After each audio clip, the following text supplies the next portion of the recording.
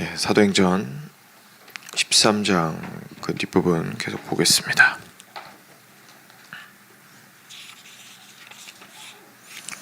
오늘 32절부터 41절까지입니다.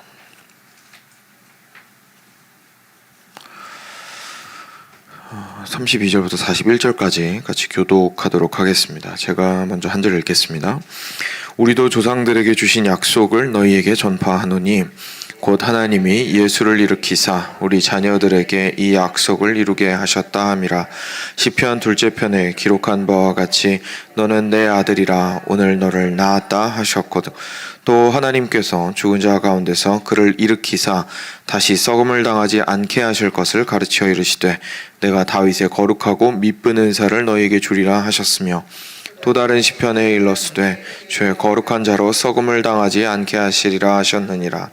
다윗은 당시에 하나님의 뜻을 따라 섬기다가 잠들어 그 조상들과 함께 묻혀 썩음을 당하였으되 하나님께서 살리신 이는 썩음을 당하지 아니하였나니 그러므로 형제들아 너희가 알 것은 이 사람을 힘입어 죄 사함을 너희에게 전하는 이것이며 또 모세의 율법으로 너희가 의롭다 하심을 얻지 못하던 모든 일에도 이 사람을 힘입어 믿는 자마다 의롭다 하심을 얻는 이것이라. 그런즉 너희는 선지자들을 통하여 말씀하신 것이 너희에게 미칠까 삼가라. 일러스되 보라 멸시하는 사람들아 너희는 놀라고 멸망하라. 내가 너희 때를 당하여 한 일을 행할 것이니 사람이 너희에게 일러줄지라도 도무지 믿지 못할 일이라 하였느니라 하니라. 아멘. 네, 계속 우리 바울이 그 밤빌리아에 있는 버가죠. 예. 비시디아 안디옥까지 갔군요. 비시디아 안디옥에서 안식일에 회당에 들어가서 우리 이스라엘 사람들이랑 거기에 있었던 이방인들이지만 우리 그 하나님에게 이스라엘의 하나님에게 관심을 가지고 또 함께 신앙생활을 하고자 했던 하나님을 경외하는 사람들을 향해서 전하고 있는 복음 지금 우리가 같이 보고 있습니다. 이제 오늘까지가 그 내용이고요. 내일 부분은 이제 설교는 하지 않겠지만 이 복음을 들은 이후에 사람들의 반응이 나와요. 그래서 사도행전 같은 경우에는 어떻게 성령께서 역사하셔서 그 복음이 새로운 땅에 새로운 방식으로 전파되게 하셨는지를 저희가 좀 눈여겨볼 필요가 있고 또 다른 한편에서는 그 들은 사람들이 어떻게 반응했는지도 저희가 좀 볼 필요가 있습니다. 복음서에서도 그걸 좀 많이 볼 수 있거든요. 예수님께서 이 땅 가운데 오셨을 때에 어떻게 예수님께서 오셨고 그리고 무슨 가르침과 어떤 사역들을 사람들을 향하여서 하셨는지 예수님이 말씀하시는 복음이란 어떤 복음인지 이런 걸 저희가 좀 눈여겨보아야 하고 그리고 그에 대한 사람들의 반응이 있어요. 복음서도. 그래서 그 부분을 좀 눈여겨볼 필요가 있는데 내일 묵상하실 때는 참고를 좀 하시면 되겠습니다. 이 사람들이 그 우리 사도 바울의 이 복음 전파에 대해서 어떻게 반응했는지 보시면 되겠습니다. 그래서 어제에 이어서 오늘 계속해서 좀 살펴보겠습니다. 오늘 31절이었죠. 31절에서 31절까지 지난주에 어제 보았고 32절에 계속해서 이제 이야기를 하는데 우리도 조상들에게 주신 약속을 너희에게 전파한다라고 이야기하면서 지금 어제 본문 같은 경우에는 구약 성경에서 이렇게 쭉 어떤 일들이 있어 왔고 하나님께서 어떻게 이스라엘 백성들을 구원해 오셨었는지를 기억을 하다가 마지막에 예수님께서 그 모든 것들을 성취하러 오셨다라는 이야기를 했던 거 기억하실 겁니다. 근데 오늘은 특별히 좀 거기에서 이 예수님께서 우리의 메시아 되시고 약속하셨던 메시아 되시고 그리고 그것을 우리한테 부활을 통해서 드러내 보여주셨다라는 것을 아주 구체적으로 구약 성경 특히 시편 부분을 인용을 하면서 증명을 하는 것을 저희가 보게 돼요. 32절에 그래서 시작을 그렇게 한 것이고요. 33절부터 이제 그 내용이 시작이 됩니다. 우리가 지금 무슨 내용을 여러분들에게 전파하고 있냐면 이런 내용입니다. 곧 하나님이 예수님을 일으키셨습니다. 이거는 우리 자녀들에게 이 약속을 이루게 하셨다 라고 하시기 위해서인데, 약속을 이루신 것인데, 쉽게 말해서 무슨 약속 이루신 거냐면 시편 2편에 보면 너는 내 아들이라 오늘 너를 낳았다 라고 하신 그 말씀을 이루신 것입니다 라고 지금 이야기를 일단 시작으로 하고 있습니다. 그 시편 2편이 무슨 말씀이냐면 그 왕이 기름 부음을 받는 장면입니다. 그래서 하나님께서 그 예수님께서 세례를 받으셨을 때 하나님께서 하늘에서 이는 내 아들이라 오늘 내가 너를 낳았다라는 이 시편 2편 말씀을 하늘에서 아주 크게 울려 퍼지게 하셨죠. 그리고 그때 이제 성령께서 예수님에게 임하시는 것을 볼 수 있었고, 그리고 물 세례를 그때 받으신 것을 저희가 기억을 하게 됩니다. 예수님께서 그 일을 겪으셔야 했냐? 당연히 아닙니다. 그렇죠? 예수님은 원래 하나님이시고 원래 삼위일체 하나님이시기 때문에 그 사역을 하는 데 있어서 필요한 힘은 당연히 이미 가지고 계신 분이시고, 그리고 삼위일체 하나님으로서 굳이 성령 하나님의 세례를 받으실 필요가 없는 분이십니다. 그럼에도 불구하고 그 성령 세례와 물 세례를 한 번에 받는 모습을 이제 보여주심으로써 하나님께서 택하신 자가 하나님의 아들이자 왕으로서 이 기름 부음을 받고 이제부터 인간의 대표로서 이 땅 가운데서 그 사역을 시작하게 될 것이다 라는 사실을 보여주시기 위해서 그 성령이 비둘기같이 내려오고 하늘에서는 하나님 아버지의 음성이 들리고 내 아들이라 라는 음성이 들리고, 그리고 그 이후부터 세례를 받은 이후부터 힘있게 공생의 사역을 시작을 하시게 되었던 겁니다. 그래서 그걸 통해서 사람들은 이제 보게 된 거. 이 사람 하나님께서 택하신 사람인가 보다.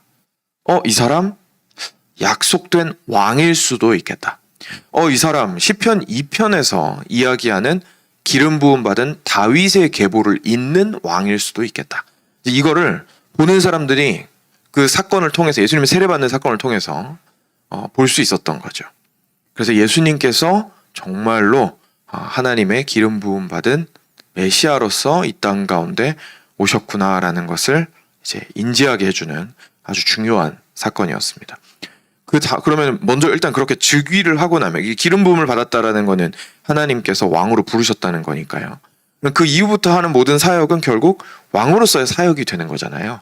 그래서 예수님이 누구시고 예수님의 사역이 어떤 성격을 가지고 있는지를 디파인 해주는, 정의를 내려주는 그런 사건이었다고 생각을 하시면 되겠습니다. 지금 사도 바울이 지금 그 얘기하고 있는 겁니다. 예수님께서 이 땅 가운데 오셨는데 너희들 시편 2편에 무슨 얘기 있는지 다 알잖아. 지금 여기 해외에 있지만, 지금 해외죠. 이스라엘 사람들한테는 해외에서 이민자로 지금 열심히 살고 있지만 거기에서 너희들도 구약 성경 열심히 봤으니까 알잖아. 우리 모두가 믿고 있는 시편 2편 말씀에 그거 이 예수님을 가리켜서 한 이야기였어 라고 지금 먼저 첫 번째 운을 떼고 있습니다. 두 번째 부분도 같은 맥락입니다. 또 34절입니다. 하나님께서 죽은 자 가운데서 그를 일으키사 다시 썩음을 당하지 않게 하실 것을 가르쳐 이르시되 내가 다윗의 거룩하고 믿는 은사를 너에게 주리라 하셨으며, 이건 이제 이사야 말씀이거든요. 이사야 말씀에 제가 읽어드리겠습니다. 이사야서 55장 3절입니다. 이사야 55장 3절 뒷부분에 제가 뒷부분만 읽어드릴 텐데 이렇게 나옵니다. 내가 너희를 위하여 영원한 언약을 맺으리니 곧 다윗에게 허락한 확실한 은혜니라 라는 이제 말씀이 있습니다. 이제 쉽게 말해서 그 하나님께서 다윗과 맺으셨던 그 언약을 다시 한번 여기 이사야 선지자가 인용을 하면서 이야기하고 있는 부분이고, 영원한 언약이라는 이야기를 강조를 하고 있는 부분입니다. 근데 아시다시피 다윗은 영원히 살지 않았습니다. 그렇죠? 그러니까 영원하려면 죽지 않아야 됩니다. 또는 죽어도 죽음을 이길 수 있어야 됩니다.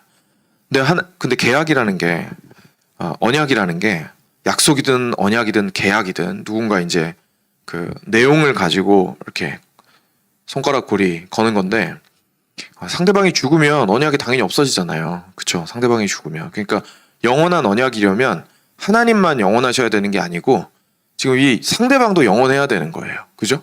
상대방도 영원해야 돼요. 그러니까 이게 영원한 언약을 다윗의 왕조와 맺으셨다고 하는데, 다윗과 맺으셨다고 하는데, 다윗이 죽어버리면 영원한 언약이 아니잖아요. 근데 문제는 다윗이 죽었거든요. 그죠? 다윗이 죽었습니다. 그런데 우리 예수님께서는 다시 죽음을 이기고 살아나셔서 그리고 승천하심으로 영원한 언약을 맺으시는 굳이 갑을이라고 표현을 하자면 하나님이 갑이시라면 영원히 살아계시는 을이 되어주시는 거예요. 예수님께서. 그래서 그 계약서에 예수님의 사인을 언약서에 사인을 하시고 누구든지 예수님께 붙어있는 사람은 그 계약서 내용에 모든 그 귀한 것들을 받아 누릴 수 있게 되는 거죠.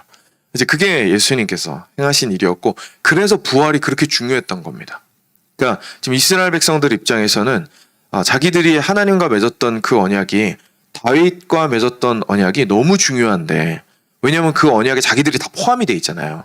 그 다윗은 왕이고 왕의 나라에 자기들이 백성이니까 자기들이 거기에 다 포함이 되어 있는데 왕이 죽었단 말이에요. 하나님과 언약을 맺은 왕이 죽었거든요. 근데 예수님을 보았더니 처음에 그 어노인팅을 받고 기름 부으심을 받아서 왕으로 세워지는 장면도 확실히 보았고 시편 2편을 성취하는 그리고 나서 보았더니 이사야 55장 말씀까지도 다시 한번 성취하시는 예수 그리스도를 보게 되는 거죠. 어디서요? 부활에서. 그래서 세례를 이야기하고 예수님의 세례를 이야기하고 예수님의 부활을 이야기하는 겁니다. 그래서 그렇게 중요했던 거예요. 이 사람들한테. 이 언약 안 끝났구나. 이 다윗과 맺으셨던 그 언약, 다윗은 죽었지만 다윗의 계보에서 영원히 우리를 다스리실 왕이 나오셨구나라는 것을 알게 되었던 거죠. 그 얘기를 지금 형제들에게 우리 다윗이 하고 있는 겁니다. 이사야 55장 말씀을 인용해서 35절입니다. 그리고 이제 마지막으로 시편 16편을 인용을 하는데요. 또 다른 시편에 일렀으되 주의 거룩한 자로 썩음을 당하지 않게 하시리라 하셨느니라. 주의 거룩한 자, 하나님께서 구별하여 두신 자로 말미암아 하나님께서 썩지 아니하게 하실 것이다 라는 그 죽음을 경험하지 않게 하실 것이다 라는 또는 그 죽음을 이기고 일어나게 하실 것이다 라는 그래야 이제 썩지 않는다는 뜻이 말이 되잖아요. 그런 이야기가 시편에 나오지 않느냐라고 이 부활이 그냥 뜬금없이 우리가 만들어낸 이야기가 아니라 하나님께서 이미 약속하신 바다라는 것을 지금 한번 마침표를 크게 꽝 하고 찍고 있는 겁니다. 그러니까 지금 사도 바울이 하고 있는 건 뭐냐면은 그동안 이스라엘 백성들이 너무 열망을 가지고 하나님께서 이루실 일을 기다려왔는데 그 일이 예수님에게서 이루어졌다라는 것을 예수님의 세례와 그리고 예수님의 부활을 증거함으로써 어디서요? 구약으로부터 증거함으로써 예수님이 이 예언을 성취하신 분이셔라는 이야기를 함으로써 이 비시디 안디옥에 있었던 유대인들과 하나님을 경외하는 사람들이 예수께로 나올 수 있게 지금 전도를 하고 있었던 것을 볼 수 있습니다. 그래서 그 다음 내용은 이제 계속 그거를 설명하는 부분입니다. 하나님께서 살리신 이는 썩음을 당하지 아니하였나니 예수님은 썩음을 당하지 아니하였나니 지금 이 얘기하고 있는 거죠. 예수님은 썩음을 당하지 아니하였나니 죽지 않으셨고 죽음을 이기고 죽으셨지만 죽음을 이기고 다시 살아나셨습니다. 형제분들 이렇게 지금 이야기를 하고 있습니다. 이것이 우리가 예수님께서 행하신 일에 아주 중요한 부분이고 우리가 반드시 이해하고 알고 있어야 하는 부분입니다. 제가 여러 차례 강조를 드린 적이 있지만 저희가 그냥 예수님 믿으면 구원 갑니다라고 예수님 믿으면 천국 갑니다라고 구원받고 천국 갑니다라고 믿는 것도 당연히 사실이고 그것만으로 충분할 수 있을 겁니다. 근데 그 위에 온전히 저희가 저희의 인생을 다 올리기에는 너무 좁고 가벼운 복음일 수도 있다라는 말씀을 여러 차례 드린 거 아마 기억하실 겁니다. 하나님께서 태초부터 죄가 들어온 이후에 계속해서 해오셨던 구원 사역이 있었고 그리고 그 사역이 예수 그리스도에게서 어떻게 성취되었으며 그렇기 때문에 우리가 받은 구원의 성격이 어떤 것이고 도대체 구원의 의미가 무엇이고 왜냐하면 구원에는 다양한 의미가 있을 수 있잖아요. 그런데 우리가 받은 구원의 의미가 무엇이고 이 구원이 실제로 우리한테 행하는 일이 무엇인지 무엇을 주고 어떤 방향으로 우리를 이끌어 나가게 되는지 구원을 받았으면 그 이후의 인생은 어떻게 달라지는 건지, 끝은 있는 건지 없는 건지, 이런 것들에 대한 전체적인 그림을 우리가 가지고 있지 않는다면 사실 굉장히 우리 자신이 구원받은 자로서 똑바로 건강하게 그리고 흔들리지 않으면서 서기가 상당히 어렵습니다.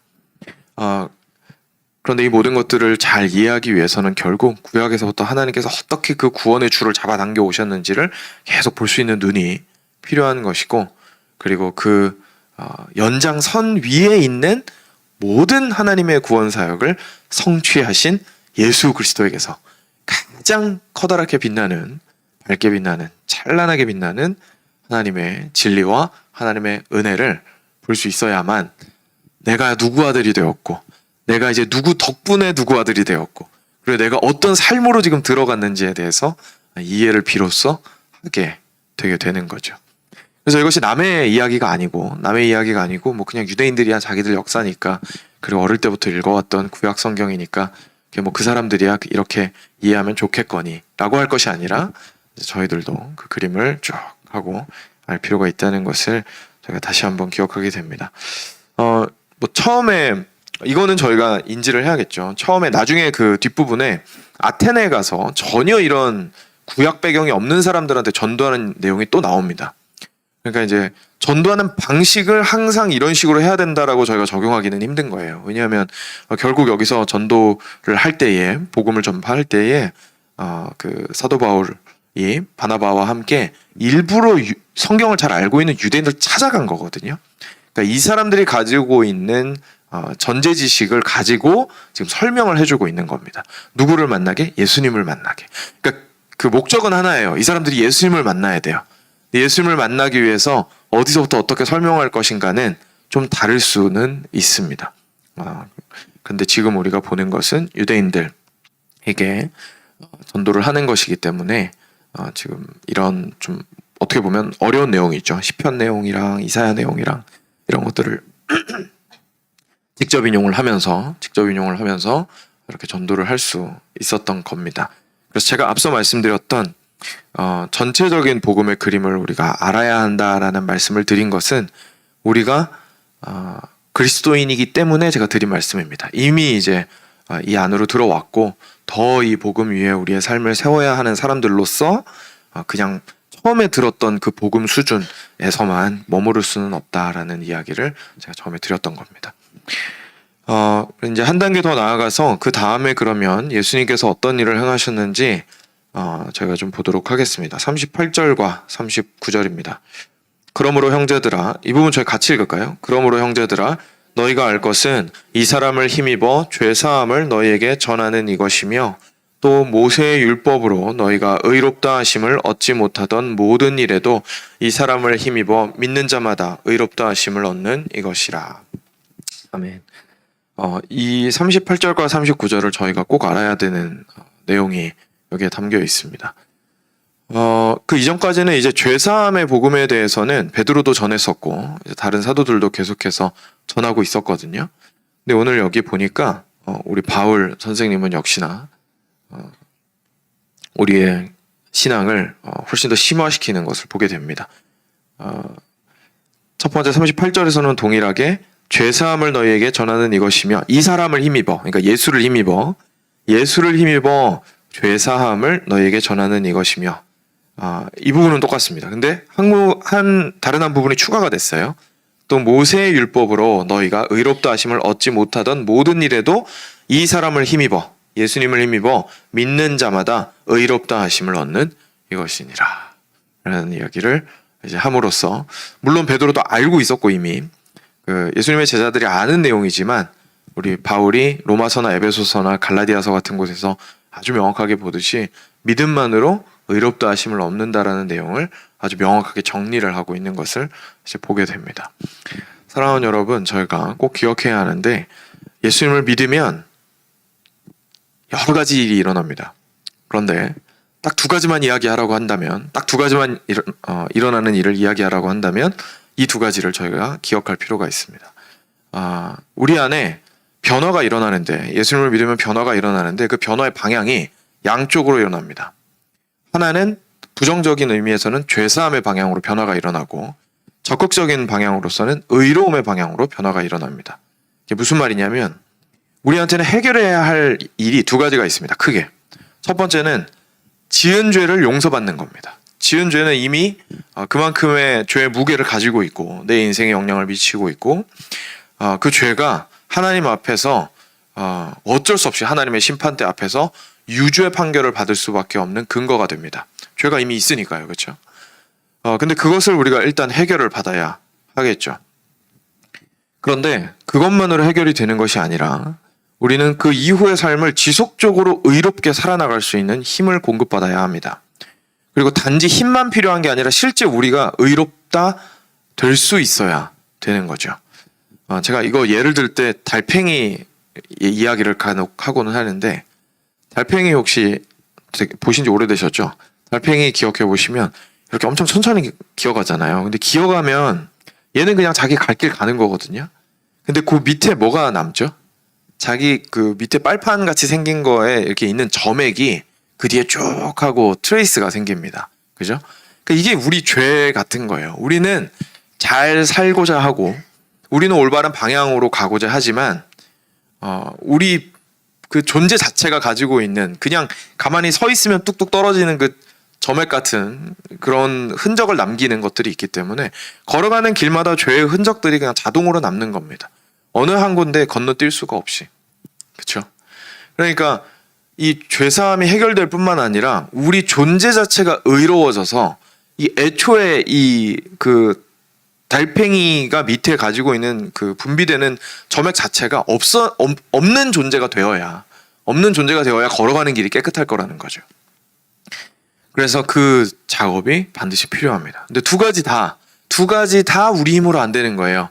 죄를 사하는 거 우리 힘으로 안 됩니다. 왜냐면 우리 할 줄 아는 건 죄를 지은 거밖에 없고 재판장이 내가 아니에요. 그 세상에서는 우리 살아갈 때 우리가 재판장인 것처럼 하면서 살아갑니다. 내가 죄를 지어도 야, 이 정도면 괜찮지. 내가 나한테 얘기하는 거죠. 이 정도면 괜찮지. 내가 나한테 얘기합니다. 야, 이 정도면 사람들 다 그렇게 똑같이 하고 사는데 뭐 이거 가지고 그렇게 그러냐. 내가 나의 재판장이 되어서 내가 나한테 괜찮다고 얘기하는 거예요. 근데 사실 냉정하게 얘기하면 이게 말이 안 되는 얘기죠. 하나님이 없는 세상에서는 그렇게 하고 살면 되겠지만 하나님께서 계시다는 것을 저희가 알고 있다면 그렇게 살 수가 없습니다. 우리가 죄가 있다면 이 죄는 하나님 앞에서 지은 죄이고 문제가 뭐냐면 판결권을 하나님이 가지고 계시다는 게 문제인 거예요. 그럼 이 죄를 사함을 받아야 되는데 이 죄를 어디 가서 사함을 받겠습니까? 라고 했더니 우리 예수 그리스도께서 하나님 앞에서 하나님의 재판장 앞에서 심판을 이미 받으셨습니다. 라는 것을 저희가 보게 되는 겁니다. 예수님이 유능한 변호사여서 형량을 줄여주셨다거나 무죄 판결을 받아주신 게 아닙니다. 예수님이 내가 받아야 할 형량을 채우신 거예요. 그러니까 벌이 떨어졌습니다. 나는 유죄고 예수님이 내 자리에서 유죄 판결을 받으신 거고 십자가에 못 박히신 것은 그리고 거기에서 내가 받아야 할 그 벌과 형량을 다 채우신 게 되는 겁니다. 그럼 우리가 해야 될 일은 믿는 거죠. 믿는 건 혹시 오랜만에 말씀드리는데 기억하실지 모르겠지만 우리가 예수님을 있는 그대로 받는 것입니다. 또는 우리가 그분 안으로 들어가는 겁니다. 둘 모두 성경적인 표현입니다. 우리가 예수님이 하신 일을 받는 거든지 예수님이 행하신 일이 진짜냐 아니냐를 믿는 수준이 아니에요. 예수님이 하신 일이 예수님께서 행하신 일이 내 것이라고 받는 겁니다. 그리고 예수님 안으로 내가 들어간다라는 것은 결국 예수님이 행하시는 모든 일이 결국은 내가 행한 것이 되는 거잖아요. 그게 우리가 예수님을 믿는다라는 뜻입니다. 그래서 첫 번째로는 우리가 가지고 있는 죄에 대해서 그런 일이 일어나야 한다라는 얘기입니다. 그리고 나서 두 번째로는 의로움의 문제는 훨씬 더 심합니다. 왜냐하면 의로움은 실제 내가 행하는 거기 때문에 옛날에 아무리 내가 죄를 지었어도 내가 지금부터는 인생을 달리해서 의지를 가지고 잘 살아보겠다 라고 하면서 자기 힘으로 잘 살아볼 수 있거든요. 이 당시에 이스라엘 사람들 이미 예수님이 오신 이후였지만 이 예수의 복음을 듣지 못했던 이 사람들은 여전히 똑같이 모세 율법을 통해서 내가 의롭다함을 받는다라고 그 비시디아 안디옥에 있던 사람들 믿고 있었던 겁니다. 근데 바울이 이야기하는 거죠. 여러분, 여러 형씨들 그냥 아시지 않습니까? 우리 이렇게 열심히 살아도 사실 우리는 항상 실패합니다. 근데 우리가 하나님 앞에서 의롭다 하심을 받아서 그분의 의로운 백성이라는 그 칭호를 참 부끄러워하지 않고 살아갈 수 있는 방법이 있습니다. 바로 믿음으로 그리스도를 받아들이면, 믿음으로 그리스도를 받아들이면 우리를 위하여 이미 의를 이루신 그분의 그 의가 여러분의 것이 될 것입니다 라고 지금 이야기를 하고 있는 겁니다. 이것이 그토록 위대한 우리가 있게 된 그 이신칭이라고 하는 믿음으로만, 오직 믿음으로만 얻는 구원에 대한 아주 축약된 이야기입니다. 사랑하는 여러분, 저희는 믿음으로 말미암아 그냥 막연하게 없는 게 생겼고 죽지 않고 천국 가게 되었고 수준에서 그치지 않고 크게 두 가지를 오늘 꼭 기억하시고 돌아가셨으면 좋겠습니다. 우리가 믿음으로 말미암아 죄에서부터 사함을 받았고 믿음으로 말미암아 의롭다함을 얻었습니다. 누구를 받음으로? 우리 주 예수 그리스도를 우리의 구원자로 받음으로 말미암아 그렇게 되었습니다. 그리고 그 끝으로 우리 40절과 41절에서 우리 사도 바울이 아주 명확하게 이 복음의 마침표를 찍습니다. 그런데 여러분들이 이 그리스도를 받아들이지 않는다면 41절 말씀처럼 될 것입니다. 하박국 1장 말씀처럼 될 것입니다. 보라, 멸시하는 사람들아 너희는 멸망하라. 내가 너희 때를 당하여 한 일을 행할 것이니 사람이 너희에게 일러줄지라도 도무지 행하지 못할 일이라가 아니라 믿지 못할 일이라.